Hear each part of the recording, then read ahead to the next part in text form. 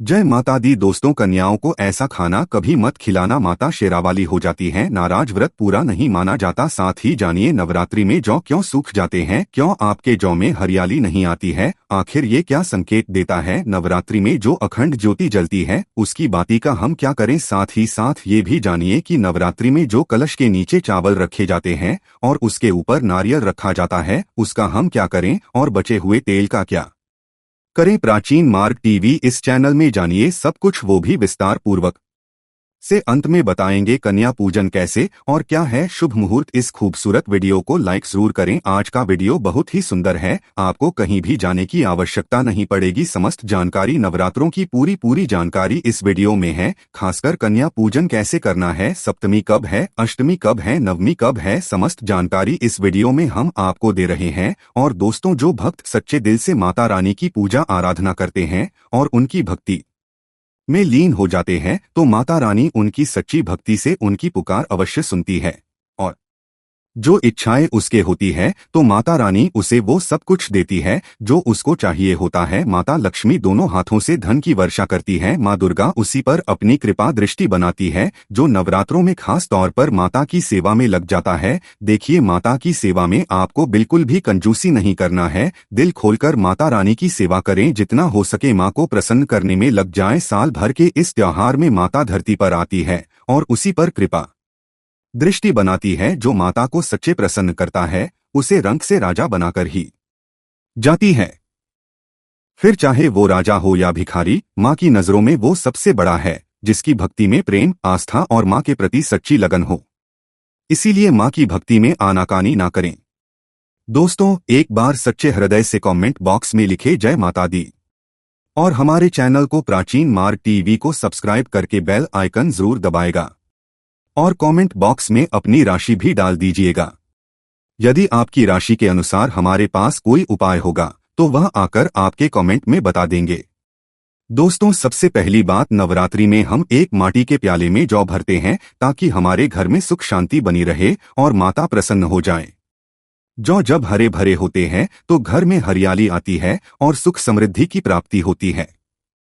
जब जौ हरे भरे होते हैं तो समस्त देवी देवता खुशियां मनाते हैं और घर की उन्नति के लिए कामनाएं करते हैं, आशीर्वाद देते हैं। हरे भरे जौ में साक्षात माता रानी अपने 9 स्वरूपों के साथ खेलती है और घर में सुखों की बारिश होती है तथा धन की बारिश होती है। और जिस घर जौ के अंदर से हरियाली नहीं आती है तो उस घर में पहले ही पता चल जाता है कि अब आपके घर में गरीबी आने वाली है तथा परेशानियां आने वाली है, क्योंकि आपने पूजा पाठ में कोई ऐसी गलती कर दी होगी जिसके कारण जौ में हरियाली नहीं आ पाई। देखिए, आपको बता दे, हैरानी वाली बात तो है, बिना पानी की माटी में जौ डालते ही उग जाते हैं, वो भी बिना देखभाल करे हरियाली उसमें निकल आती है। लेकिन जब हम कलश स्थापना करते हैं और जौ बोते हैं तो ये बहुत ही सोचने समझने वाली बात है कि आपकी देखरेख में, और जबकि आपने पानी बराबर डाला परिवार ने अच्छे से, फिर भी ऐसा होने के बाद जब उसमें जौ ना निकले तथा हरियाली ना उगे तो समझ ले साक्षात माता रानी आपसे नाराज है, क्रोधित हो चुकी है। माता रानी अपनी संतान को सदैव माफ कर देती है।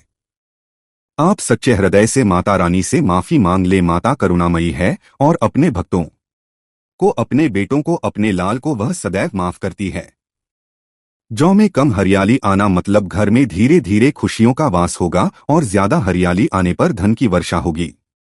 तेजी से व्यापार दिन दुगनी रात चौगुनी बढ़ेगा। कई लोग जौ में डेली पानी डालते हैं, जो कि इसमें पानी नहीं डाला जाता बल्कि पानी का छींटा मारा जाता है, इसीलिए जौ आते हैं, खराब हो जाते हैं। ऐसा ना करें और इसी कारण हरियाली नहीं आती है, ज्यादा पानी डालने से ये खराब हो जाते हैं। दोस्तों, जौ जब आपके घर में हरे भरे हो जाए तब इसमें चांदी का सिक्का या 1 रुपया का सिक्का जरूर डाले। सिक्का डालने से माता रानी प्रसन्न होती है और आपके घर में धन का आगमन होना शुरू हो जाता है। दोस्तों, नवरात्रि समाप्त होने के बाद हरे भरे जौ का क्या करें, आइए जानते हैं। प्राचीन मार्ग टीवी इस चैनल के माध्यम से पहली बात तो ये है कि इसमें जो आपने 1 रुपया का सिक्का डाला है उसे आप अपने धन रखने के स्थान पर रख ले, इससे धन में होती है।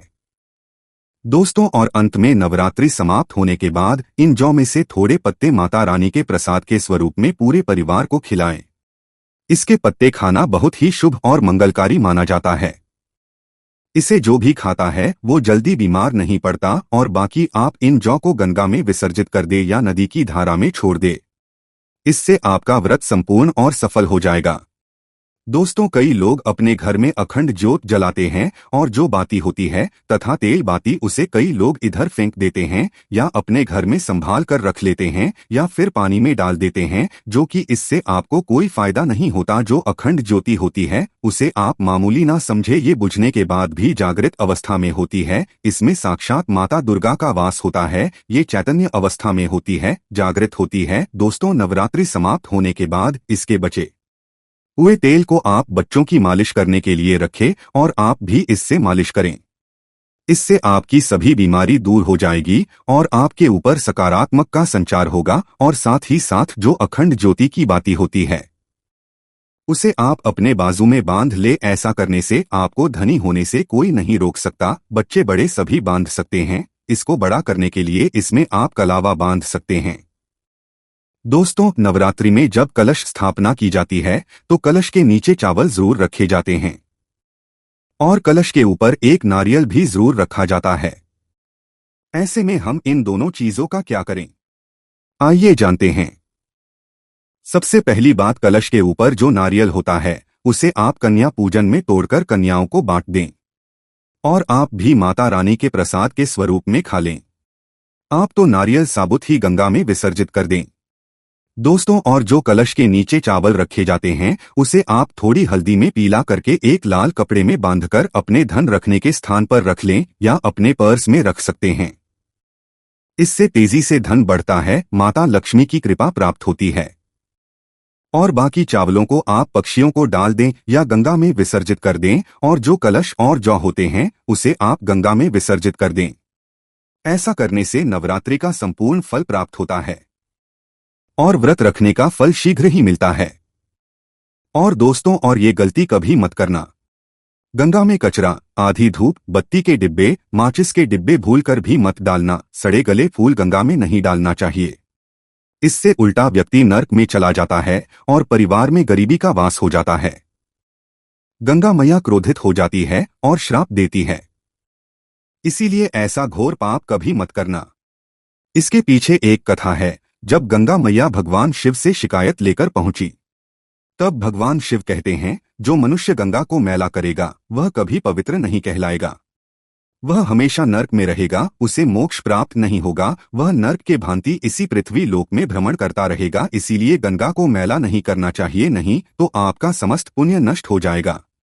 आपका पुण्य भूत पिशाच को प्राप्त हो जाएगा। दोस्तों, अगर आपको माता रानी की चुनरी उपहार में मिली है, जैसे जागरण आदि से या किसी पंडाल से या धार्मिक यात्रा से, तो ऐसी माता की चुनरी बहुत ही शुभ मानी जाती है। इससे आपका वैवाहिक जीवन सफल हो जाता है। माता रानी की चुनरी को आप संभाल कर रखें। इसे आप करवा चौथ, वट, सावित्री व्रत आदि में या किसी पर्व पर त्योहार में अवश्य पहने। इसमें माता रानी का आशीर्वाद होता है जो आपको प्राप्त हुआ है। ऐसी चुनरी सदैव संभाल कर रखे, क्योंकि माता की चुनरी जागृत अवस्था में होती है। इसे मामूली ना समझे। नवरात्रों में चाहे कुछ भी कर लेना, लेकिन ये कार्य जरूर करना। बिन पूजा पाठ के ही सारा फल मिल जाता है। आप चाहे कुछ करें या ना करें, लेकिन नवरात्रों में यह एक काम जरूर कर लेना। मैं माता रानी की सौगंध खाता हूँ, माता खुद आपके घर में चलकर आएंगी, आगे आपकी मर्जी।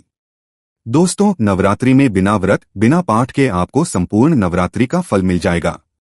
ये वीडियो ध्यान से देखना। अगर आपने व्रत नहीं रखा है, कोई बात नहीं, आपको परेशान नहीं होना है, क्योंकि कभी कभी हम काम के चलते या फिर ऑन फिक्स वर्क होता है या कभी कभी कुछ ऐसे हम कामों में फंस जाते हैं जिसके कारण हम माता रानी के नवरात्रों में उनको टाइम नहीं दे पाते। तो आपको परेशान नहीं होना है।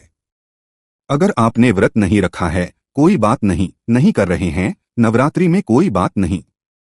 दोस्तों, बस ये एक काम आपको कर लेना है। नवरात्रि में जितने भी लोग पूजा पाठ करते हैं उससे भी आपको अधिक बढ़कर के फल प्राप्त होगा। तो ये वीडियो ध्यान से देखना। आज की जो मैं वीडियो बताऊंगा बहुत ही सुंदर है, ज्ञानवर्धक जानकारी है। इस प्रकार की जानकारी आप लाखों रुपए खर्च करेंगे फिर भी कोई नहीं बताने वाला। हमारे चैनल का मकसद है जनहित एवं जन कल्याण करना, इसलिए आप लोगों को इस प्रकार की अच्छी अच्छी जानकारी सिखाते हैं। तो इस वीडियो में जानते हैं नवरात्रि में ऐसा कौन सा कार्य करने से बिना व्रत, बिना पूजा या फिर बिना कन्या भोजन के सारे फल की प्राप्ति हो जाती है।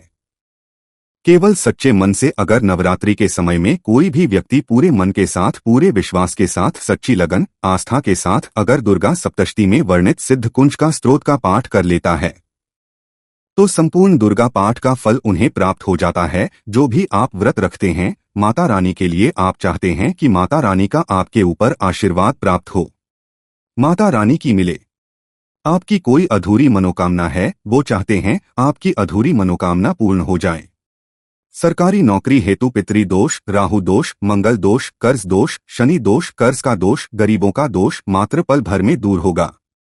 तो अगर आपने नवरात्रि का व्रत रखा है तो वो सारे फल अगर आप चाहते हैं और उसका 1000 गुना फल प्राप्त हो जाए तो नवरात्रि के समय में दुर्गा सप्तशती का पाठ जरूर करना। और जो लोग नवरात्रि का व्रत नहीं रखे हैं, किसी कारणवश टाइम नहीं मिल पाया है, ऐसे व्यक्ति दुर्गा सप्तशती में वर्णित सिद्ध कुंज का स्तोत्र का पाठ जरूर करना। पूर्ण रूप से आपको नवदुर्गा माता का पूजा पाठ करने से, नवदुर्गा के 9 दिन व्रत करने से, कन्या भोजन कराने से जो फल प्राप्त होता है।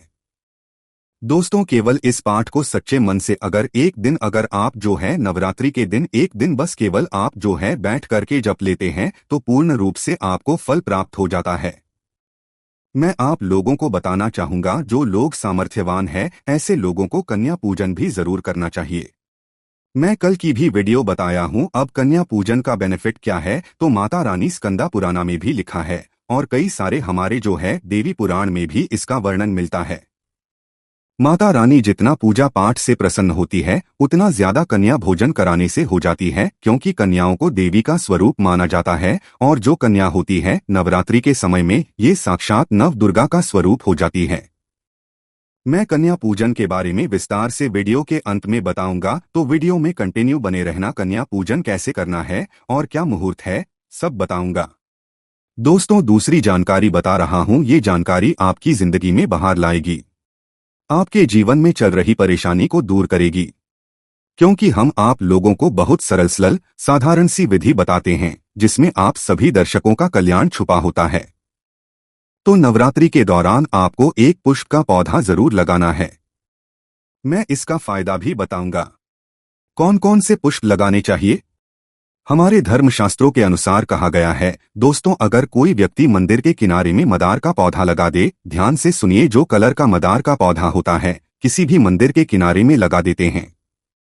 ये पुष्प वहां पर उपस्थित जो देवी देवता है, मंदिर में जो रहने वाले जो देवी देवता हैं, जैसे शिव मंदिर है, शिव मंदिर में मदार का पौधा लगाते हैं तो इसका एक पुष्प अगर कोई भी व्यक्ति रख करके चढ़ा दें शिव मंदिर में जाकर के, तो आपको एक स्वर्ण दान के बराबर पुण्य की प्राप्ति होती है। तो मदार का पौधा लगाने से इसमें जो फूल खिलेंगे वो जाकर के देवी देवताओं को चढ़ाए जाएंगे, तो उसका आपको जो है पुण्य की प्राप्ति होगी। जो व्यक्ति चढ़ा रहा है उसको आधा फल मिलेगा और आधा फल आपको प्राप्त होना शुरू हो जाएगा। तो मदार का पौधा अगर कोई भी व्यक्ति नवरात्रि के समय में किसी भी शिव मंदिर है, माता रानी का मंदिर है, उनके समीप में जाकर के लगाता है तो अक्षर पुण्य की प्राप्ति होती है। ना इसमें आपको व्रत करना है, ना पूजा पाठ करने की जरूरत है, बस आप जो है कोई भी फूलों का पौधा लगा सकते हैं। इस श्रेणी में आते हैं जैसे मदार का पौधा, सदाबहार का पौधा। सदाबहार हमेशा हरियाली रहता है और ये हमेशा फूल, ऐसे फूल का आपको चयन करना है जो हमेशा फूलते रहे, जिसमें फल फूल आते रहे। तीसरे नंबर पर आता है कनेर का पौधा। जो कनेर का पौधा है ये देवी माँ का श्रृंगार कहा गया है। कनेर के पौधे से अगर कोई भी व्यक्ति कनेर का पौधा सफेद कलर का अगर कनेर है तो फिर इसे अति उत्तम माना जाता है। कनेर के पौधे को पार्वती का स्वरूप कहा गया है। धर्मशास्त्रों में तो कनेर का पौधा चढ़ाने से माता रानी बहुत प्रसन्न होती है और गोदाम के बराबर हमें फल की प्राप्ति होती है। आप चाहते गुड़हल का पौधा लगा सकते हैं। दोस्तों, मंदिर के किनारे में, देवी मंदिर के किनारे में अगर कोई भी व्यक्ति गुड़हल के फूल का पौधा लगता है तो हमारे धर्मशास्त्रों में ऐसा कहा गया है, गुड़हल के वृक्ष पर साक्षात मां जगदम्बा का वास होता है। जी हाँ, ये मैं कोई हवा में हवाई बात नहीं कर रहा हूँ, प्रमाणित बात कर रहा हूँ। धर्मशास्त्रों में भी लिखा है, आप माता रानी को 56 भोग लगाए या ना लगाए, कोई श्रृंगार का सामान चढ़ाए या ना चढ़ाए, इससे कोई फर्क नहीं पड़ता। लेकिन अगर कोई भी व्यक्ति नवरात्रि के समय में गुड़हल का पुष्प माता रानी को सच्चे मन से अगर माला पिरो करके 21 की संख्या में, 11 की संख्या में चढ़ा दी जाए तो उस व्यक्ति की वह मनोकामना पूर्ण होने से साक्षात ब्रह्मा भी नहीं रोक पाते हैं। गुड़हल का फूल माता रानी को चढ़ाने से नवरात्रि में आपने पूजा पाठ व्रत रखें। पूजा पाठ कर रहे हैं, कोई बात नहीं। अगर आप व्रत नहीं कर पा रहे हैं, पूजा पाठ में टाइम नहीं दे पा रहे हैं, तो गुड़हल का फूल माता रानी को नवरात्रि के किसी भी दिन एक दिन 21 माला पिरो करके माला बनाकर के माता को चढ़ा देना संपूर्ण व्रत का फल मिल जाएगा। आपने नवरात्रि का व्रत रखा हो या ना रखा हो, इससे कोई फर्क नहीं पड़ता। बस गुड़हल का फूल माता रानी को चढ़ा देना, तो ऐसा कहा गया है। कोई व्यक्ति अपने जीवन काल में अगर नवरात्रि के समय में गुड़हल का पौधा लगा देता है और इस पौधे में फूल आना शुरू हो जाते हैं, और यह फूल अगर देवी देवताओं को चढ़ना शुरू हो जाते हैं, तो माता रानी आजीवन आपकी बिल्कुल ही मदद करेंगी, आपके ऊपर अपनी कृपा बरसाएगी, आपको अपना पूर्ण आशीर्वाद देंगी, और जब तक आप इस संसार में जिएंगे कभी भी निर्धन नहीं रहेंगे। ये दोस्तों देखिए, आपको वीडियो के बीच में बताया था कि कन्या पूजन 2024 में कम है और क्या है शुभ मुहूर्त। आइए जानते हैं, लेकिन याद रहे को ऐसा खाना कभी मत खिलाना, नहीं तो उल्टा आप बर्बाद हो जाओगे। जानिए कन्याओं को क्या खिलाना चाहिए और क्या नहीं, और क्या उपहार देना चाहिए और कौन सा उपहार नहीं देना चाहिए। दोस्तों, इस बार के नवरात्र बहुत ही शुभ और मंगलकारी माने जा रहे हैं। इस बार शारदीय नवरात्र 3 अक्टूबर दिन गुरुवार को शुरू होकर और इसका समापन 12 अक्टूबर दिन शनिवार को होगा। ऐसे में 12 अक्टूबर दिन शनिवार को ही दुर्गा विसर्जन होगा। जो लोग माता रानी की स्थापना करते हैं, मूर्ति स्थापना है, वह लोग 12 अक्टूबर दिन शनिवार को विसर्जन करेंगे। दोस्तों, नवरात्रि की अष्टमी और नवमी तिथि पर कन्या पूजन का विधान है। इस बार महाअष्टमी तिथि 10 अक्टूबर गुरुवार और नवमी तिथि 11 अक्टूबर 2024 दिन शुक्रवार को है। ऐसे में आप अष्टमी और नवमी को इन दोनों तिथि में कन्या पूजन अवश्य ही करें। कन्याओं को भोजन अवश्य खिलाएं। शास्त्रों में 9 दिनों के नवरात्रि को बहुत ही शुभ और मंगलकारी माना जाता है। शास्त्रों के अनुसार नवरात्रि के दिनों में माता रानी का पूजन करने से, कन्या पूजन करने से मां अभय वरदान प्रदान करती है। कुंडली में जो होते हैं उन्हें ठीक कर देती है। श्रीधर की तरह ही सच्चे हृदय वाले व्यक्ति के सभी कष्टों का निवारण मां शीघ्र ही करती है। मां की उपासना से विनम्रता का विकास होता है। सभी कष्ट, दरिद्रता, दुख, कष्ट नष्ट हो जाते हैं। नवरात्रि में माता रानी का व्रत और पूजन किया जाता है, लेकिन नवरात्रि के दौरान सबसे ज्यादा महत्व होता है कन्या पूजन का। दोस्तों, कन्या रानी जो होती है फूल की पंखुड़ियों की तरह नाजुक होती है। कन्या पूजन परी है, श्रेष्ठ है। कन्या के रूप में स्वयं जगदम्बा देवी माता वैष्णो 9 देवियां अर्थात समस्त ब्रह्मांड इनके शरीर के कण-कण में वास करते हैं। बहुत कम लोग जानते हैं 33 कोटि देवी देवताओं का वास होता है कन्याओं के मस्तक पर। कन्या चाहे छोटी हो चाहे बड़ी हो, वह सदैव पूजनीय है, मां के समान मानी जाती है। दोस्तों, माना जाता है व्रत और उपासना से माता रानी इतना प्रसन्न नहीं होती है जितना कि कन्या पूजन से होती है। नवरात्रि में छोटी छोटी कन्याओं को माता रानी का स्वरूप माना जाता है। कन्याओं को भोग जाता है, उन्हें प्रसन्न किया जाता है और बदले में आशीर्वाद मांगा जाता है। कन्याओं को प्रसन्न करने के लिए गिफ्ट आदि उपहार वगैरह दिए जाते हैं। माना जाता है अगर कन्याओं को कोई भेंट दी जाए और वो उसे खुशी खुशी स्वीकार कर ले, तो इसका मतलब है माता रानी अर्थात माता वैष्णो ने वो भेंट स्वीकार कर ली। जिन पर कन्याएं प्रसन्न होती है तो समझो उन्हें माता रानी का आशीर्वाद मिल गया और रानी की कृपा से उन्हें मुंह मांगा वरदान प्राप्त होता है। कन्या पूजन कोई मामूली पूजन नहीं होता। समस्त ब्रह्मांड में जो पूजा होती है उनसे बढ़कर कन्या पूजन होता है। 10 बार गंगा स्नान करने से और 100 बार यज्ञ करने से तथा 1000 बार यात्रा करने से जो पुण्य मिलता है, वह मात्र एक बार कन्या पूजन करने से करोड़ों गुना भक्त को मिल जाता है, प्राप्त हो जाता है। दोस्तों, इसीलिए कहा जाता है कि कन्याओं को सताना नहीं चाहिए, इससे समस्त ब्रह्मांड हिल जाता है। कन्याओं की जितनी सेवा की जाए कम ही होती है। कन्याएं कोई मामूली नहीं होती। कन्या के रूप में स्वयं उनके मस्तक पर विराजमान होकर स्वयं देवी चलकर आपके घर तक आती है। नवरात्रि में साल से लेकर 10 साल तक की कन्या का पूजन होना चाहिए। अष्टमी अथवा नवमी को कन्याओं के पैर धोकर भोजन कराना, उपहार आदि देना श्रेष्ठ माना जाता है, दुर्लभ माना जाता है। ऐसा मौका कभी हाथों से नहीं जाने देना चाहिए। इस दिन जितना ज्यादा हो सके कन्याओं को हाथ पकड़कर, पैर पकड़कर अपने घर तक लेकर आए। दोस्तों, वीडियो में आगे बढ़ने से पहले आप अपनी राशि भी कमेंट बॉक्स में जरूर डाल दीजिएगा। यदि हमारे पास कोई उपाय होगा तो वह आकर हम आपके कमेंट के रिप्लाई में बता देंगे। कोई भी राशि के अनुसार अगर उपाय करता है तो माता वैष्णो सन होती है और ऐश्वर्य धन प्रदान करती है, मालामाल बना देती है। इसीलिए राशि कमेंट में जरूर छोड़े और हाँ, माता को एक लाइक जरूर करें। लाइक करने में कंजूसी ना करें। दोस्तों, कैसे करें कन्याओं का स्वागत? कन्या जब आपके घर आए तब सभी के पैरों को दूध और पानी से उनके पैरों को धुलाना चाहिए। खासकर मर्दों को कन्याओं के पैर अवश्य धोने चाहिए, इससे मैया वैष्णो प्रसन्न होती है। दोस्तों, फिर उसके बाद कन्याओं को किसी साफ जगह पर जमीन पर कपड़ा बिछाकर बैठाना चाहिए। उनके माथे अक्षत, फूल और कुमकुम लगाना चाहिए। फिर उसके बाद भोजन ग्रहण करवाना चाहिए। लेकिन हमेशा याद रहे, कन्याओं की थाली में 3 पूरियां कभी ना रखे, इसे शुभ नहीं, घोर अशुभ माना जाता है। 3 पूरियां तथा 3 रोटियां मरने वाले व्यक्ति के लिए निकाली जाती है और जेल में कैदियों के लिए दी जाती है। ऐसे में कन्याओं को उनकी थाली में 3 पूरी कभी ना दें, लेकिन 1-2 करके पूरियां दे सकते हैं। इससे 3 संख्या बढ़ जाती है और दोष भी नहीं लगता। दोस्तों को खाना खिलाने के बाद अंत में कन्याओं के सिर पर लाल चुनरी उड़ाना चाहिए और भोजन में आपको खीर, पूरी, हलवा, चना तथा आलू की सब्जी, छोले वगैरह की सब्जी खिलानी चाहिए। पनीर आदि भी खिलाया जा सकता है। वैसे माता रानी का प्रिय भोजन खीर, हलवा, पूरी और छोले आदि ही है, लेकिन भूल से भी लहसुन और प्याज का इस्तेमाल कभी ना करें, अन्यथा अनर्थ हो जाएगा।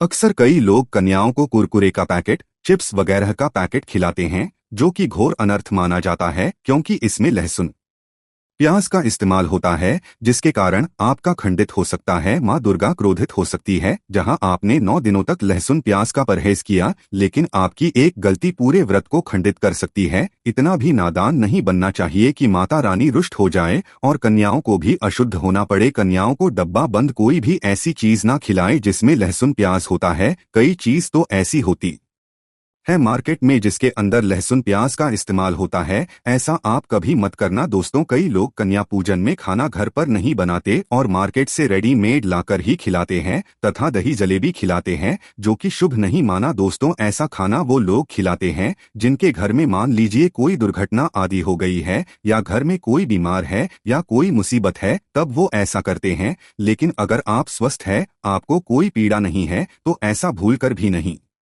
करना चाहिए। माता रानी दही जलेबी नहीं, आपके हाथों का बना भोजन खाना चाहती है, आपका प्यार चाहती है। फिर चाहे आप घर में एक ही पूरी क्यों ना बनाएं माता के लिए, पर आप स्वयं ही अपने हाथों से माता रानी को भोजन खिलाएं। देखिए, भले ही आप दही जलेबी ला सकते हैं, परंतु माता को घर का बना हुआ शुद्ध भोजन ही अति प्रिय है। खासकर नवरात्रों के दौरान घर में पक्का खाना अवश्य बनाना चाहिए। माता रानी बहुत प्रसन्न होती है। घर का बना पक्का खाना ही कन्याओं को खिलाना चाहिए। हमेशा याद रखें, कन्याओं को प्लास्टिक के बने दोने में खाना नहीं खिलाना चाहिए। ऐसे बर्तन पूजा पाठ के लिए शुभ नहीं, अशुभ होते हैं, क्योंकि प्लास्टिक के ज्यादातर बर्तन जो होते हैं जानवरों की हड्डियों द्वारा बनाए जाते हैं, इसलिए ऐसा पाप मत करना। कन्याओं को हमेशा स्टील के बर्तन या पत्तों से बने बर्तनों में ही भोजन कराना चाहिए, बहुत ही शुभ माना है। अगर पेड़ के पत्ते में भोजन कराते हैं तो माता अभय वरदान प्रदान करती है। दोस्तों, एक और बात हम आपको बताने वाले हैं कि यदि नवरात्रों के समाप्त होने के बाद यदि बीच में कन्या पूजन में शुक्रवार का दिन पड़ जाए तो कन्याओं को कोई भी खट्टी चीज नहीं खिलानी चाहिए,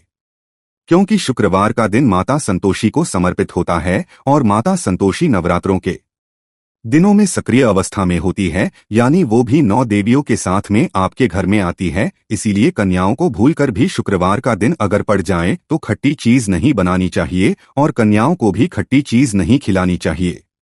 घोर पाप लगेगा, आपका किया कराया सब बर्बाद हो सकता है।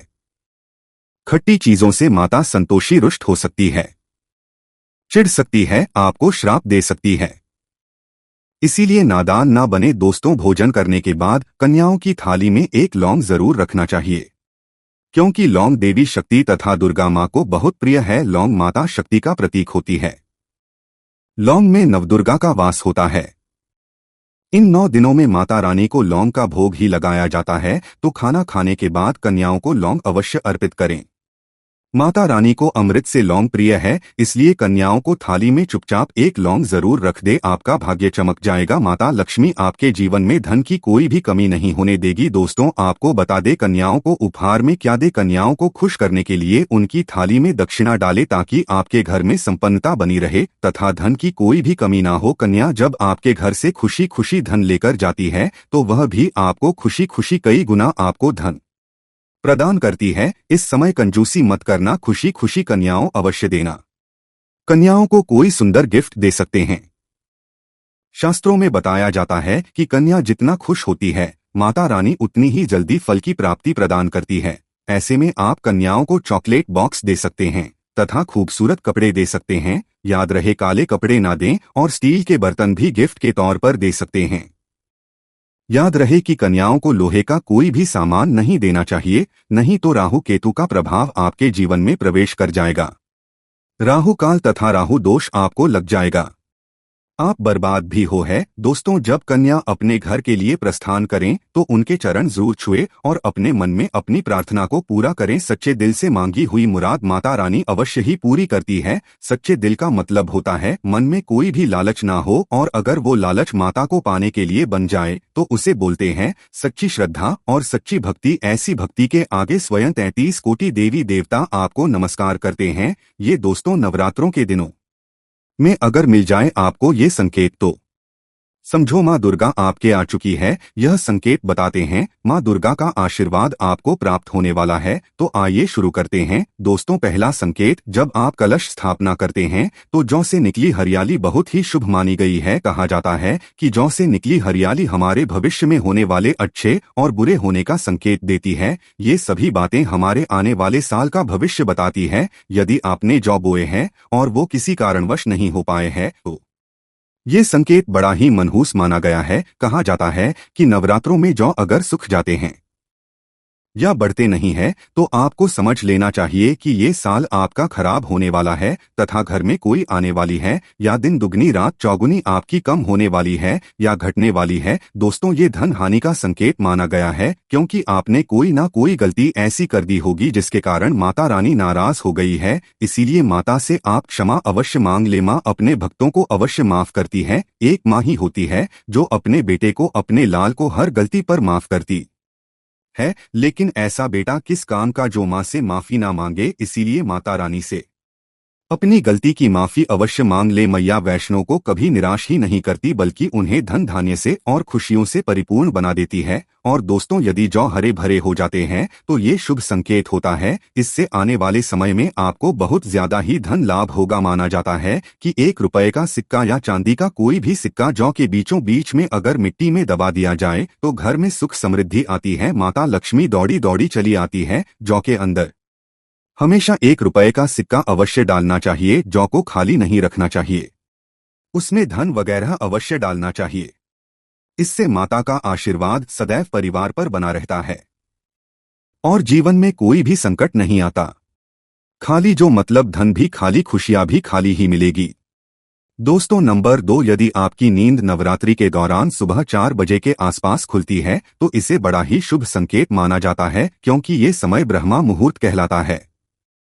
इस समय देवी शक्ति अपने सच्चे भक्तों को ही जगाती है। इस समय उठाना मतलब माता की कृपा प्राप्त करने के बराबर माना गया है। ये संकेत बताते हैं कि माता की सच्ची भक्ति का प्रभाव आपके ऊपर हो चुका है और माता रानी आपको जल्दी ही कोई खुशखबरी वाली है। माँ आपकी सच्ची भक्ति से बहुत खुश है। दोस्तों, नंबर 3, यदि नवरात्रि में आपका मन प्रसन्न होने लगे, पूजा पाठ में आपका मन लगने लगे, पूजा करते समय मन का शांत होना, ये दर्शाता है कि आपको बहुत जल्द माँ की कृपा प्राप्त होने वाली है। माता रानी आपकी भक्ति से बहुत है। आपकी भक्ति माता रानी को आनंद दे रही है। ऐसे व्यक्ति को समझ जाना चाहिए कि उसके जीवन में अब अच्छा समय आने वाला है। दोस्तों, नंबर 4 के दौरान अगर माँ के गले से फूल गिर जाए तथा जौ के हरे भरे पत्ते बिन हवा के हिल जाएं तो इसे अति उत्तम माना गया है। ये संकेत बताता है कि माता रानी का आगमन आपके घर में स्थायी रूप से हो चुका है। आपको माता लक्ष्मी की कृपा प्राप्त होने वाली है। ये संकेत कुछ खास लोगों को ही दिखाई देते हैं। माना जाता है कि अगर पूजा करते समय धुआं अधिक बढ़ जाए तो इससे ये पता चलता है कि आपके घर से गरीबी हमेशा हमेशा के लिए जाने वाली है। भूत प्रेत आत्माएं अब आपके घर से हमेशा के लिए जाने वाले हैं। पूजा करते हुए का अधिक होना बहुत ही शुभ और मंगलकारी माना गया है। यह संकेत भविष्य में अच्छे परिणाम को दर्शाता है। दोस्तों, नंबर 5, द्वार पर गाय का आना। वेदों में बताया जाता है कि नवरात्रि के दौरान गाय माता का घर में आना बड़ा ही शुभ संकेत माना गया है। नवरात्रि में द्वार पर गाय का आना अत्यंत शुभ है। यदि आपके भी द्वार पर गाय आती है तो गाय के माथे पर कुमकुम लगाना ना भूलें तथा गाय को रोटी जरूर खिलाएं। इससे मां दुर्गा अत्यंत प्रसन्न होंगी और आपकी झोली खुशियों से भर देंगी। द्वार पर गाय बार बार आना भी जीवन में आने वाले अच्छे संकेतों की ओर इशारा करता है। दोस्तों, नंबर 6, सपने में शेर का दिखाई देना। अगर आपके सपनों में मां दुर्गा दिखाई देती है, अर्थात कोई भी देवी अगर आपके सपनों में दिखाई देती है, तो बड़ा ही शुभ माना गया है। नवरात्रों में के पावन अवसर पर माता के दर्शन किसी खास भक्तों को ही होते हैं। ये सपने कभी किसी को शेयर मत करना। यदि माता की सवारी तथा शिवरात्रि में सपनों में बार बार दिखाई देता है तो मां दुर्गा आपसे प्रसन्न है। यह संकेत बताते हैं कि जल्द ही आपकी मनोकामना अवश्य पूर्ण होगी और आपके शत्रुओं का नाश हो जाएगा। शत्रु आपके नाम से ही थरथर कांपने लगेंगे। मां दुर्गा का वाहन शेर है, इसीलिए नवरात्रों में शेर का दिखाई देना अत्यंत शुभ संकेत होता है। दोस्तों, नंबर 7, यदि कोई छोटी कन्या आपको सुबह सुबह लाल वस्त्र धारण किए हुए दिखाई देती है तो आपने साक्षात मां दुर्गा के दर्शन किए हैं। यदि नवरात्रों में सबसे पहले आपके घर में कन्याओं का आगमन हो जाए तो समझो आपको दुनिया की कोई भी शक्ति, ब्रह्मांड की कोई भी शक्ति आपको करोड़पति होने से नहीं रोक सकती। आपके जीवन में घर में माता लक्ष्मी का आगमन होने वाला है। आप दिन दुगनी रात चौगुनी तरक्की करेंगे। अब आप खुशियां मनाइए और मिठाइयां बांटे। ऐसे में कन्याओं को भरपूर तरीके से खुश रखें और उनका आगमन दूध से चरण धुलाकर करें। कोई भी कंजूसी ना करें। दोस्तों, माता रानी आपको ये संकेत दे रही है कि अब आपका बुरा समय समाप्त हो चुका है। अब जीवन में सुख समृद्धि के द्वार खुल जाएंगे। तो कमेंट बॉक्स में लिखें, जय माता दी, माता रानी आपकी झोली खुशियों से भर दे।